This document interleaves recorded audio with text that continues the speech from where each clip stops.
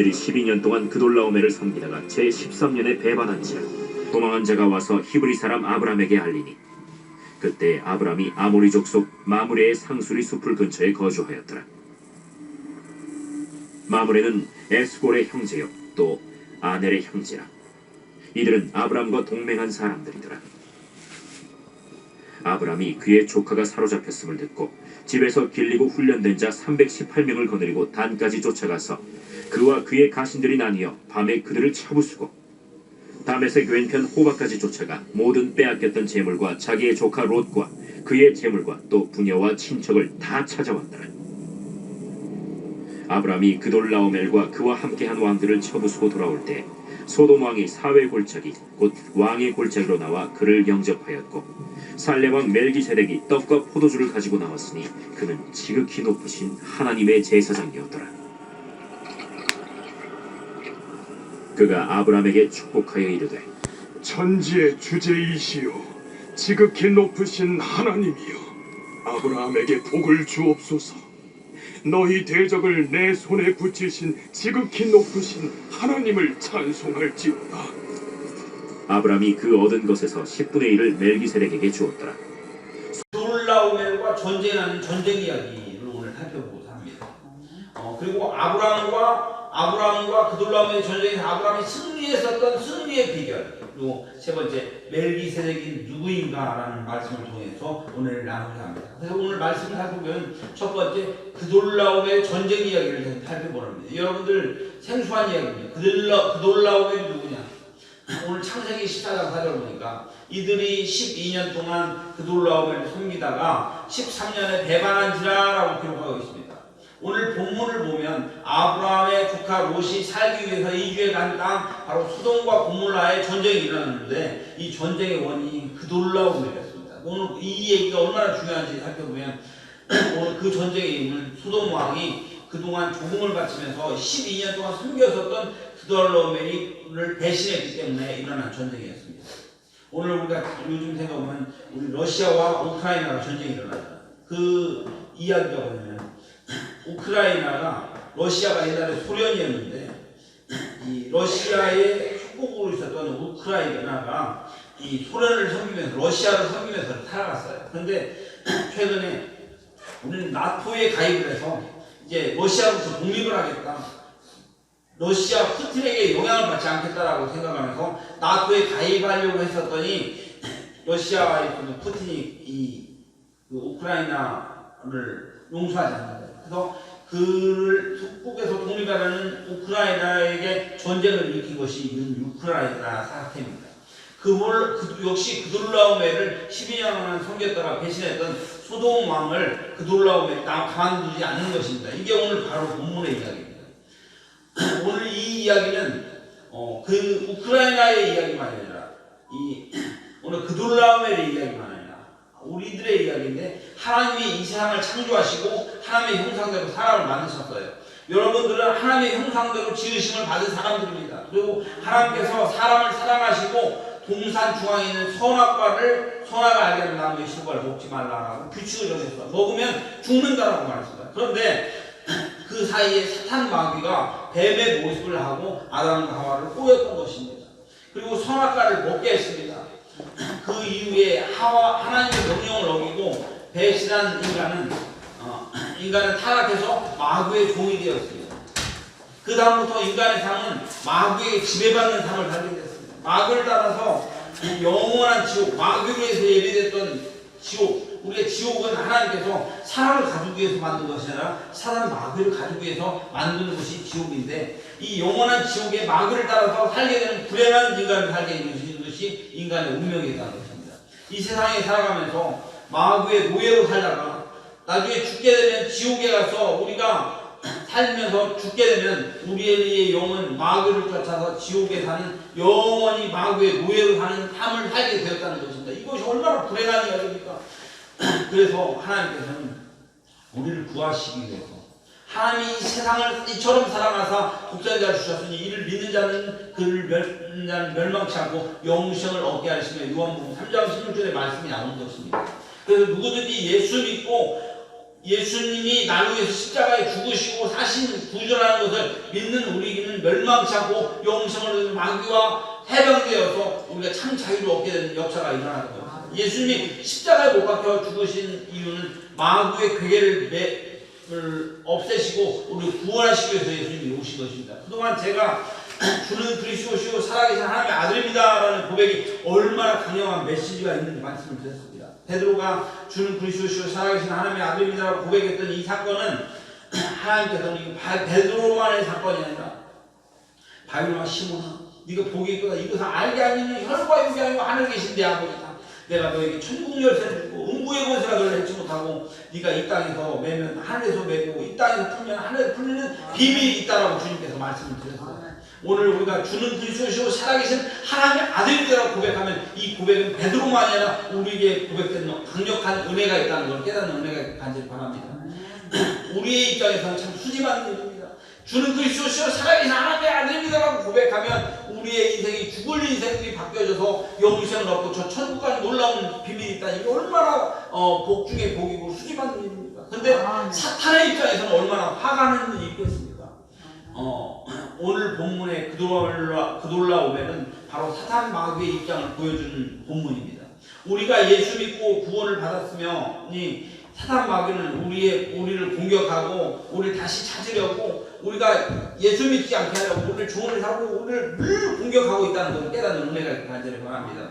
오늘 소돔 왕이 그돌라오멜을 배신했더니 12년간 섬기다가 그돌라오멜을 배신했더니 그돌라오멜이 전쟁을 일으켰던 이 사건을 통해서 사단 마귀는 지금도 예수 믿는 우리를 공격하고 있다는 사실을 깨달으면서 우리가 사단 마귀로부터의 공격에서 우리가 해방하는 은혜가 있기를 간절히 바랍니다. 그래서 예수님은 도적이 오는 것은 도둑질하고 죽이고 멸망시키는 것뿐이요 인자한 것은 양으로 생명을 얻게 하고 더욱 풍성히 얻게 하는 것이라고 말씀하고 있습니다. 영적 전쟁의 본질을 깨달아야 합니다.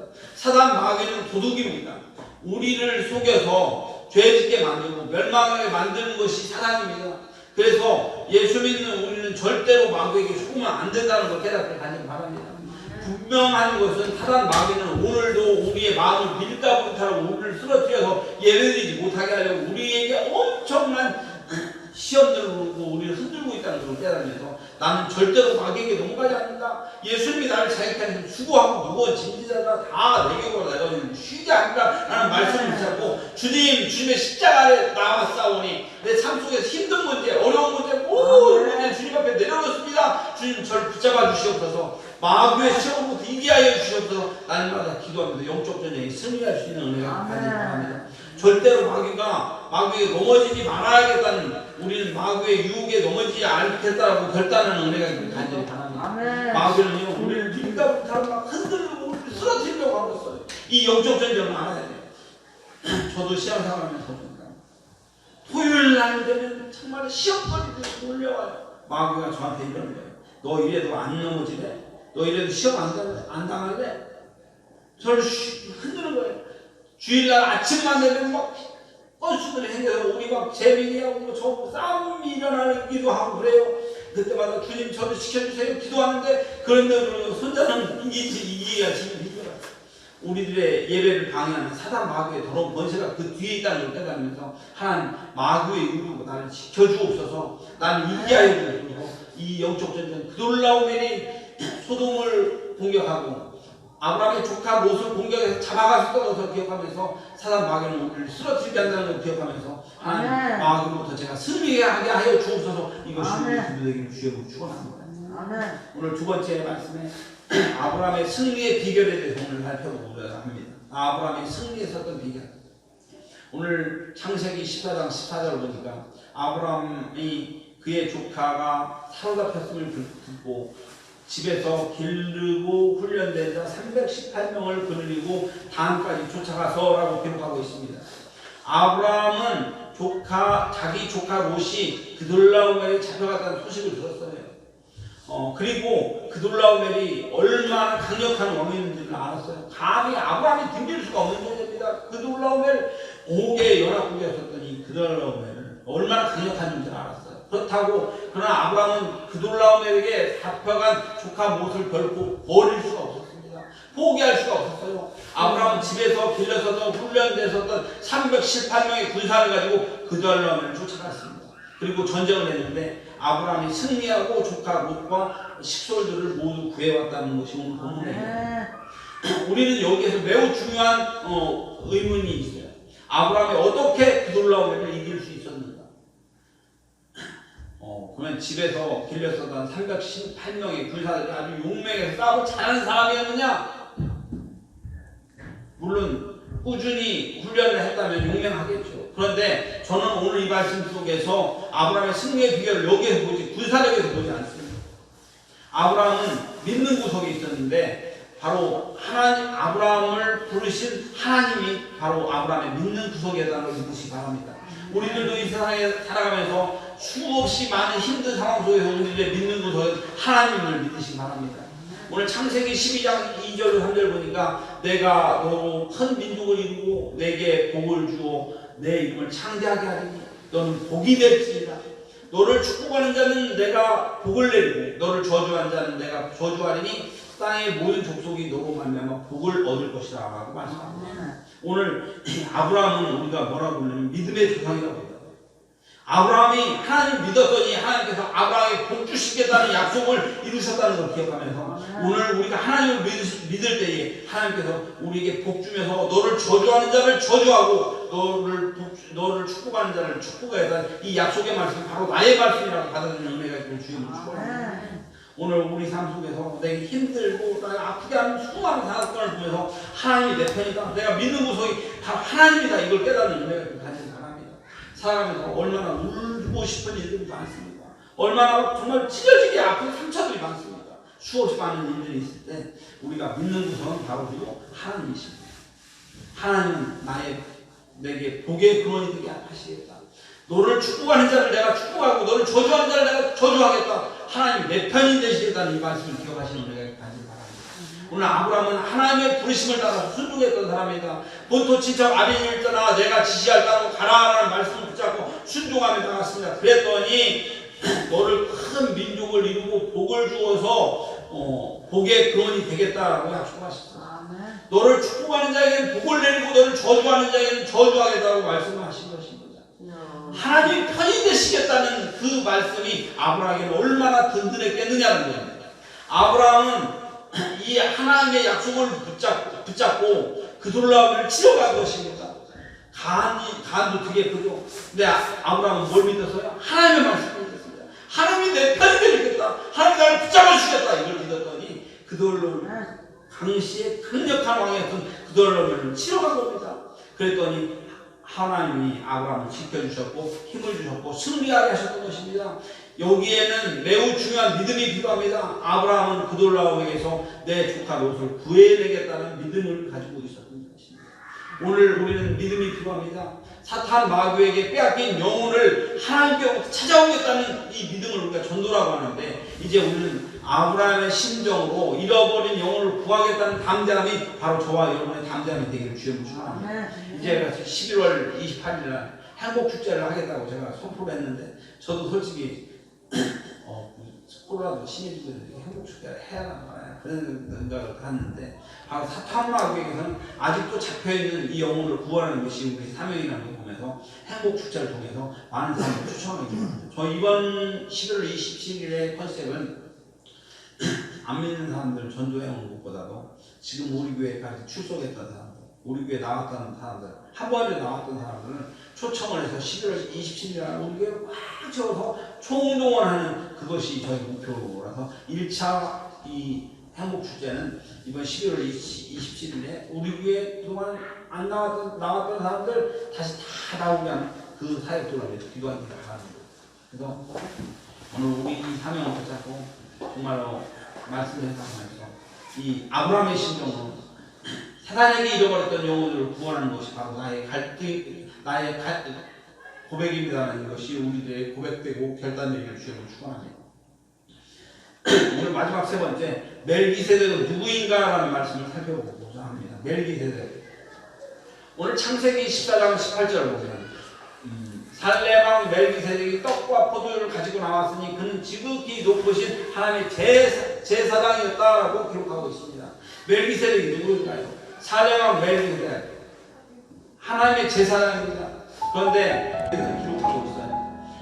히브리서 7장 3절 보니까 아버지도 없고 어머니도 없고 족보도 없고 시작한 달도 없고 생명의 끝도 없이 하나님의 아들과 닮아서 하나님의 아들과 닮아서 하나님의 아들 예수를 닮아서 항상 제사장을 지키리라고 오늘 멜기세덱에게 기록하고 있습니다. 멜기세덱은 모세의 형인 레위파가 아비도 없고 어머니도 없고 족보도 없고 하나님의 아들을 닮아서 항상 제사장을 지키고 오늘 사춘성에서는 말씀이신 분입니다.